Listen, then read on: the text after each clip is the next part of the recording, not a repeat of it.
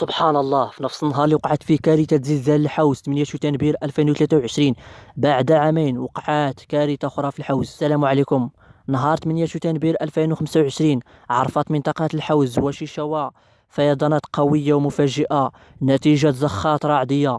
هادشي اللي تسبب الإخوان في خسائر مادية كبيرة. الناس مساكن تكرفسوا بزاف، هاشي تخليه المال الدار ديالو، هاشي مشات ليه الطوموبيل. والطوموبيله مشات الاخوان. هذه ماشي هي الاولى والثانيه والثالثه، لا اله الا الله. يا ربي سلامه، يا ربي سلامه.